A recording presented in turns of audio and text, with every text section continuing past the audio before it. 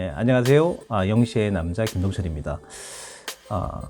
이 프로그램이 사실 영시라고 하는 이제 숫자, 이제 우리 자정이잖아요, 그렇죠? 자정이 느끼는 감성이 있습니다. 연인들이라면 어떻게 생각을 하시겠어요? 영시, 내 품에 들어올 수 있는, 그리고 그랬으면 하는 그런 생각을 갖고 있는 것이고, 입시생이다라고 하면 어떤 느낌이 들까요? 이제 날이 밝잖아요, 이거. 그럼 초조 불안 이런 것들이 있지 않겠습니까? 전환이 되는 시간, 하루가 바뀌는 시간이잖아요. 처음 시작하는 시간. 자, 그런데 이 시간을 우리는 어떻게 봐야 될까?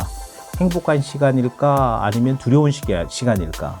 자, 영시라고 하는 시간은 되게 미스테리적인 시간입니다. 그리고 저희들 프로그램은 이제 이렇습니다. 현 사회에서 일어나는 다양한 미스테리적인 부분, 그리고 사건, 이런 사건 중심적인 이런 부분들도 이야기를 하고요.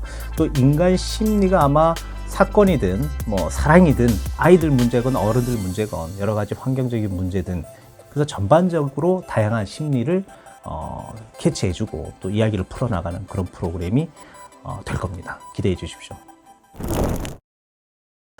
오늘은 첫 회로 무서운 아이들에 대한 이야기를 그냥 저희들이 한번 해볼까 합니다. 무서운 아이들이라고 하는 게 정말 우리 아이들 무섭잖아요, 그렇죠? 자, 무서운 아이들 중에 제가 보니까 이런 사건들이 있더라고요. 보니까 친구에게 목을 조르고 목 졸려 있는 아이가 뇌졸중에 걸린 아이도 있고요. 그리고 우리 다 잘 아시는 또 사건이지만 집단 폭행을 하고 그 아이가 추락사에서 사망을 한 그런 경우들도 있고요.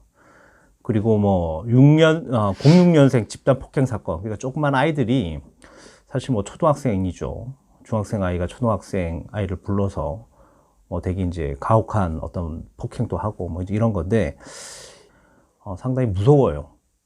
겁나기도 하고 공포스럽기도 하고. 저도 이제 아이가 셋이 있는데 이거 정말 없었으면 하는 그런 생각이 듭니다. 또 하나는 이건 사실은 말하기가 이건 공포에 가깝습니다.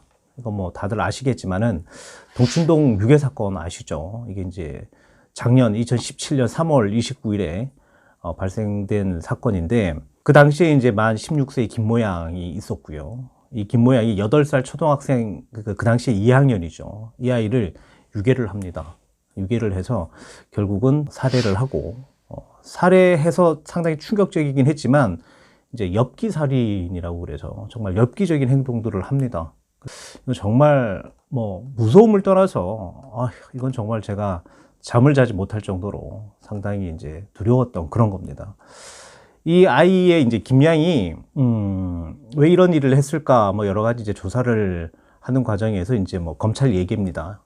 어떤 얘기를 했느냐면, 김양이 드라마나 소설을 보고 시신을 훼손했을 가능성도 높다. 이렇게 이야기를 했다라고 얘기해요. 그러니까 이제 정말 무서운 영화를 되게 이제 광적으로 좋아했었던 것 같고, 그런 행동들도, 그러니까 살인에 대한 여러 가지의 그런 그 영상들도 보면서 캡처도 하기도 하고, 그리고 계획도 짰다고 얘기를 합니다. 그리고 이런 부분들이 너무 좀 무서웠고, 그리고 또 이제 김양 이외에 또 이제 박양이라고 이제 그 당시에는 사주를 했다 하지 않았다 이제 그런 얘기들을 많이 했었었는데, 공범자라고 보고요. 그 친구하고의 어떤 이렇게 SNS 상에서 이야기를 한 것들을 보면, 잡아왔다, 살아있냐 죽어있냐 이런 얘기들을 하고, 목에 전설을 감아놨다 이런 메시지를 이렇게 주고 받았습니다. 그리고 이제 이 아이 이 얘기는 상당히 하기가 좀 그렇긴 한데, 그 아이의 손가락이 예쁘다 이런 얘기들도 하고, 그럼 어떻게 할까, 그리고 알아서 처리해라 이런 얘기들까지 했다고 얘기를 합니다.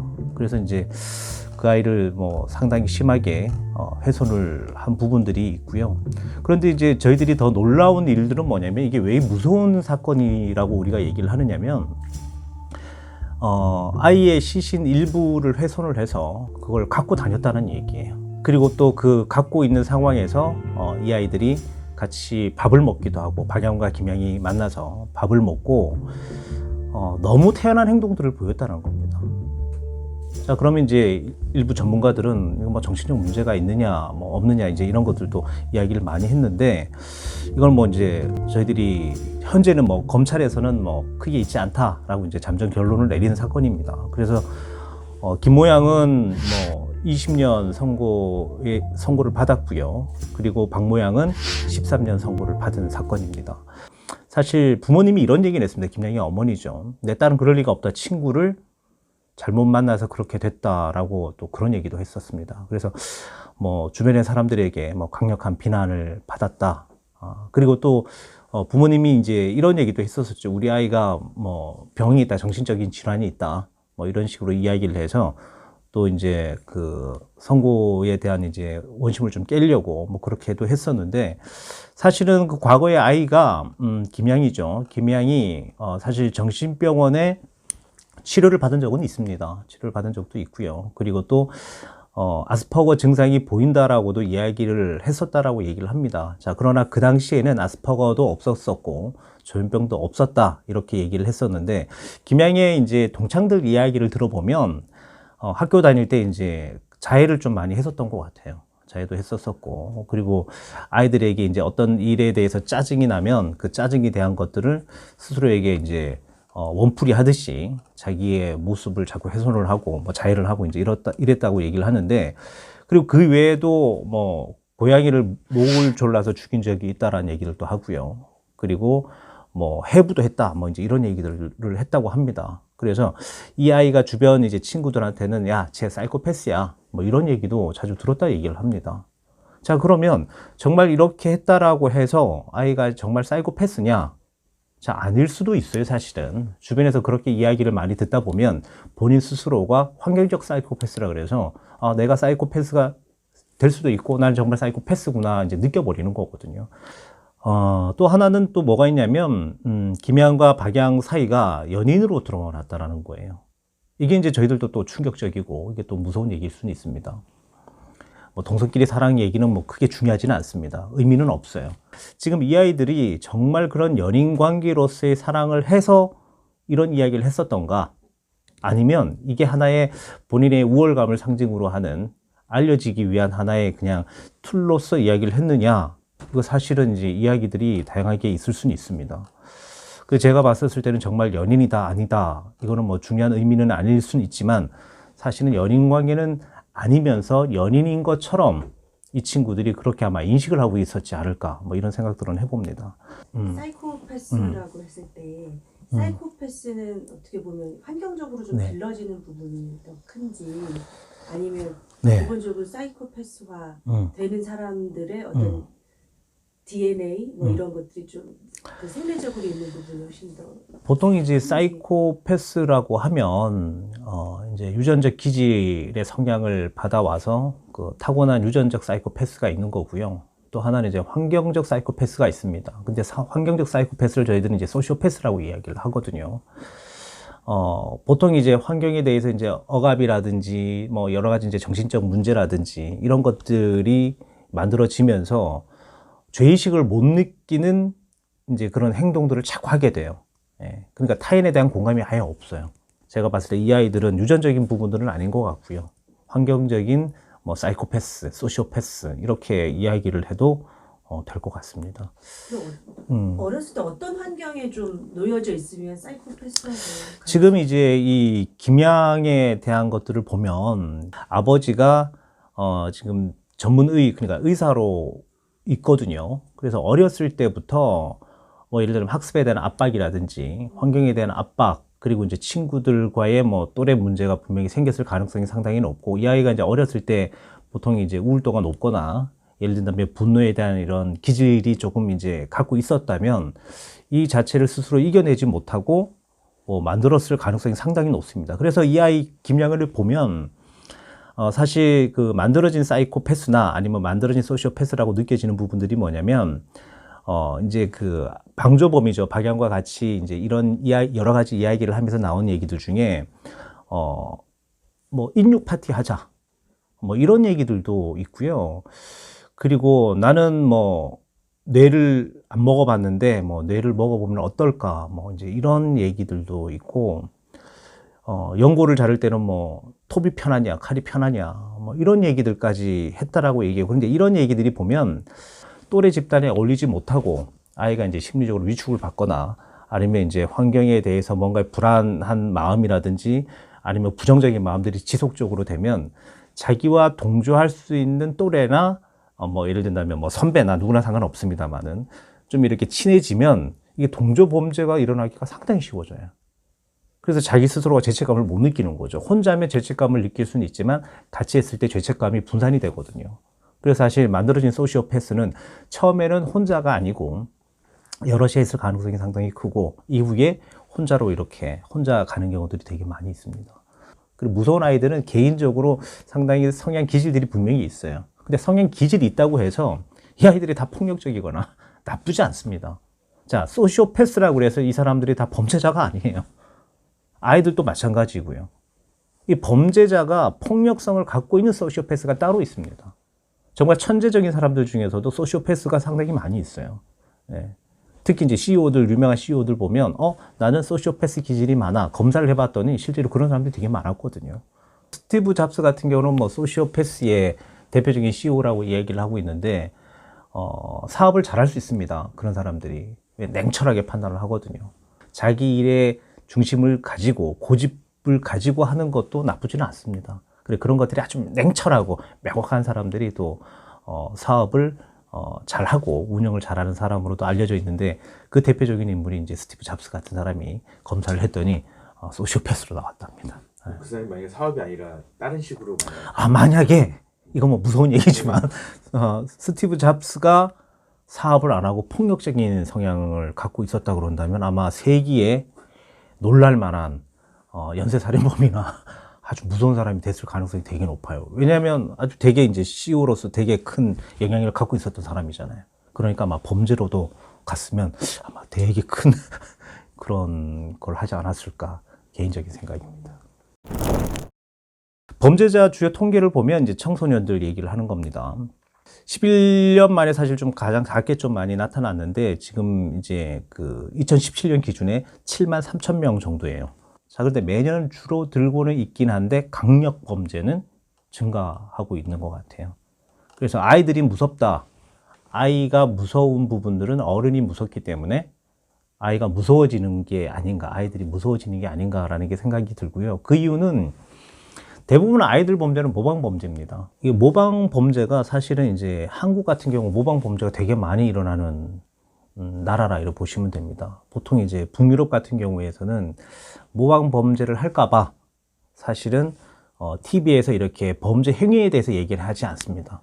근데 우리나라는 뭐 많은 매스컴에서 뭐 어떻게 살해를 했고 어떻게 훼손을 했고 그리고 어떤 도구를 사용했고 이런 것들을 너무 적나라하게 이야기를 해주는 것 같아요.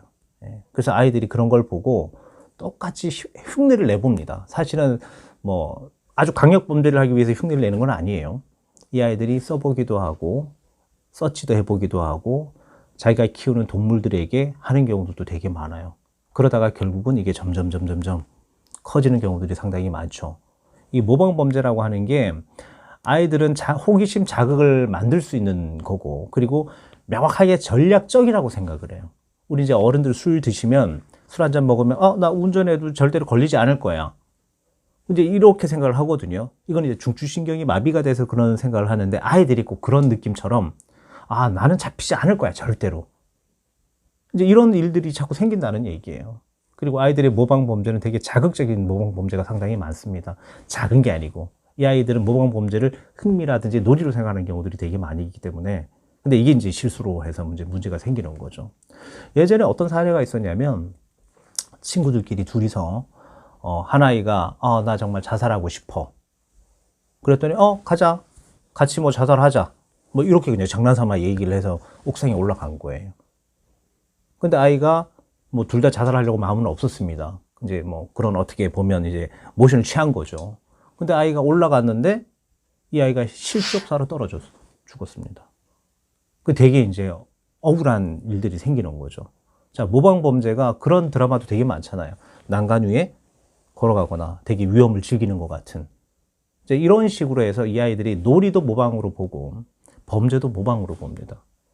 그래서 뭐 비디오라든지 영화라든지 이런 것들을 우리가 19금 이렇게 해서 못 보게 하는 이유도 뭐냐면 모방 범죄에 대한 문제가 분명히 발생될 수 있기 때문에 따라할 수 있기 때문에 못 보게 하는 게 대부분이에요. 저는 이제 이 얘기를 오늘 하면서 뭐 이제 큰 틀로 얘기를 한다면 사실 신체적이고 생물학적인 이론들도 있습니다. 이제 이게 어떤 거냐면 이 아이가 이제 호르몬 분비에 대해서 신체적으로 뭐 어떤 여러 가지 이제 활동들이 일어나잖아요, 그렇죠? 그럴 때 이 호르몬이 막 분비가 되는 이런 그 신체 발달이 만들어지는 시기에는 성인과 유사하긴 하지만 행동이나 몸은 다 유사하긴 하지만 정신적으로 나는 피해를 받고 있다 이렇게 생각이 든답니다. 사실 우리가 봤었을 때 너는 어려라고 얘기하지만 이 아이들은 그렇게 생각하지 않는다라는 거예요. 나는 피해를 받고 있다라고 생각을 한다고 얘기를 해요. 사실 어린데도. 그래도 심리학적으로는 제가 또 심리학자이기 때문에 심리학에 대해서 이야기를 한다면 우리 아이가 이제 이런 거죠. 배려를 받지를 못하면 누구나 다 똑같다는 얘기는 아니지만 배려를 받지 못하면 공격적으로 행동할 가능성이 성인들보다는 되게 높다는 얘기예요. 점점 어릴수록 더해요. 예를 들자면 우리가 어떤 뭐 먹을 게 있어서 먹으려고 했는데 뺏었어. 그럼 이유가 있겠지라고 생각을 하잖아요. 그렇죠? 근데 아이들은 그게 없습니다. 바로 울어버리거나 바로 폭력적인 행동을 해버리거든요.